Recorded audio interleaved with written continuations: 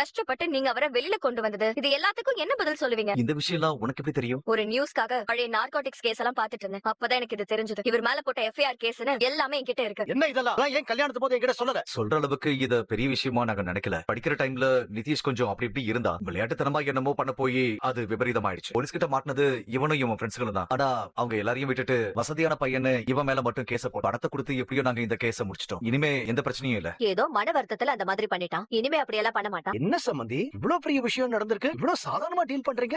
நிதிஷ் அடிக்கலாம் இல்ல சம்பந்தி, நீங்க எங்களை நம்பலாம். நம்ப முடியாது. என் பொண்ணோட வாழ்க்கைய பத்தி நீங்க கொஞ்சம் கூட யோசிக்கல இல்ல? யோசிச்சிருந்தா கல்யாணத்துக்கு முன்னாடி இதெல்லாம் சொல்லிருப்பீங்கல்ல? இனியா இங்க நல்லா தானே இருக்கா? இனியாவை எங்க சொந்த பொண்ணு மாதிரி தான் நாங்க பாத்துக்கிறோம். இனியும் நாங்க பாத்துப்போம். இல்ல சம்பந்தி, நடக்கிற எதுவுமே எனக்கு பிடிக்கல. இனியும் என் பொண்ணு இந்த வீட்ல இருக்கிறது எனக்கு பிடிக்கல. நான் என் பொண்ணை என் வீட்டுக்கு கூட்டு போறேன். ஏமா இங்க இருக்க வேண்டாம், எந்த அவசியமும் இல்ல. நம்ம வீட்டுக்கு போலாம் வா. இனியாவுக்கு இங்க எந்த பிரச்சனையும் வராது சம்பந்தி. இனியா இங்க சந்தோஷமா இருப்பா. நீங்க கவலையப்படாதீங்க சம்பந்தி. எங்களை நம்பி விட்டுட்டு போங்க. தயவு செஞ்சு கூட்டிட்டு போறேன்னு மட்டும் சொல்லாதீங்க. இது சரி வராது. இங்க இருந்தா அது சேஃப்டி இல்ல. எங்க பொண்ணு எங்க கூடவே இருக்கட்டும். நான் இனியாவை கூட்டு போறேன். நீங்க இனியாவை பத்தி மட்டும் தான் யோசிக்கிறீங்க. நிதிஷ பத்தி யோசிக்கவே மாட்டேங்கிறீங்க. இனியாவோட ரிலேஷன்ஷிப்பை பார்த்து தான் அவன் அப்செட் ஆயிடுச்சு. ரிலேஷன்ஷிப் மறுபடியும் இப்படி சொல்லாதீங்க. பழைய கதை. நிதிஷோட இந்த பழக்கமும் முடிஞ்சு போன ஒரு விஷயம் தான். இனிமே எந்த தப்பும் பண்ணாம நான் பாத்துக்கிறேன். இல்லங்க, இங்க என்ன சொன்னாலும் சரி, நான் கேக்குற மாதிரி இல்ல. நான் என் பொண்ணை என் வீட்டுக்கு கூட்டு போறேன். கோவத்துல தப்பான முடிவு எடுக்கிறீங்க சம்பந்தி. கல்யாணம் ஆன கொஞ்ச நாள்லயே உங்க பொண்ணு உங்க வீட்டுக்கு வந்தா ஊர்ல எல்லாரும் என்ன பேசுவாங்க? இப்பதான் பர்த்டே கொண்டாடிட்டு இனியாவோட அம்மாவும் பாட்டியும் சந்தோஷமா போயிருக்காங்க. அவங்களும் எவ்வளவு வருத்தப்படுவாங்க பாருங்க, முடிவா சொல்லிட்டேங்க. நீங்க என்ன சொன்னாலும் சரி, நான் கேட்க போறது இல்ல. என் பொண்ணு நான் வீட்டுக்கு கூட்டு போறேன்.